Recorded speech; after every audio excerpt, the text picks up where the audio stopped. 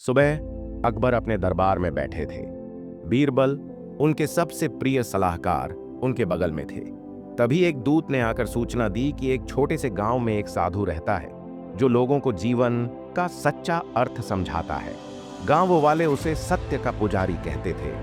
दूत ने बताया कि साधु का कहना है कि वह सम्राट को भी कुछ सिखा सकता है। अकबर की जिज्ञासा जाग उठी।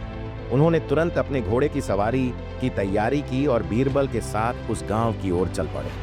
गांव पहुंचने पर उन्होंने देखा कि एक पुरानी बरगद के पेड़ के नीचे एक साधु बैठा है। उसका चेहरा शांत और आंखें गहरी थी। साधु ने अकबर को देखकर मुस्कुराते हुए कहा, स्वागत है सम्राट, मैं जानता था कि आप आएंगे। अकबर ने थोड़ा आश्चर्यचकित होकर पूछा, आप मुझे कैसे जानते हैं और आप मुझे क्या सिखाने की बात करते हैं? मैं एक सम्राट हूं जिसके पास अपार धन, सेना और विद्वान है। साधु ने शांत स्वर में कहा, सम्राट, आपके पास सब कुछ है, लेकिन क्या आपके पास मन की शांति है? क्या आपने कभी सोचा कि सच्चा सुख क्या है? अकबर ने इस प्रश्न पर विचार किया। वह अक्सर रातों को अपने साम्राज्य की चिंताओं में जागते रहते थे। उन्होंने कहा, बताइए साधु, मुझे क्या करना चाहिए? साधु ने एक छोटा सा मटका अकबर की ओर बढ़ाया और कहा, इस मटके को गांव के कुएं से पानी भरकर लाइए, लेकिन ध्यान रहे मटके में एक छोटा सा छेद है। अकबर ने सोचा कि यह तो आसान काम है। वह गर्व के साथ मटका लेकर कुएं की ओर चल पड़े, लेकिन जब वह कुएं से पानी भरकर लौटे तो मटका खाली था। छेद की वजह से सारा पानी रास्ते में बह गया। अकबर ने फिर कोशिश की, इस बार तेजी से दौड़कर, लेकिन फिर भी मटका खाली रहा। कई बार कोशिश करने के बाद अकबर थक गए और साधु के पास लौट आए।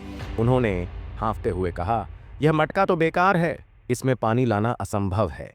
साधु ने मुस्कुराते हुए कहा, सम्राट, जरा पीछे मुड़कर देखिए।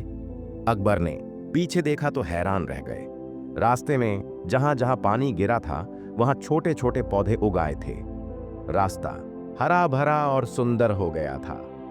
साधु ने कहा, सम्राट, जीवन भी इस मटके की तरह है। हम सुख को पाने के लिए भागते हैं, लेकिन वह रास्ते में बिखर जाता है। सच्चा सुख दूसरों के लिए कुछ अच्छा करने में है। आपके साम्राज्य में लाखों लोग हैं। अगर आप उनके लिए छोटे छोटे कार्य करें तो आपका जीवन भी इस रास्ते की तरह हरा भरा हो जाएगा। अकबर की आंखें नम हो गईं। उन्होंने साधु को प्रणाम किया और कहा, आज मैंने जीवन का सबसे बड़ा पाठ सीखा। मैं अपने साम्राज्य को और अधिक न्यायपूर्ण और सुखी बनाने का प्रयास करूंगा। लौटने के बाद अकबर ने कई नए नियम बनाए। उन्होंने गांवों में कुएं, स्कूल और अस्पताल बनवाए।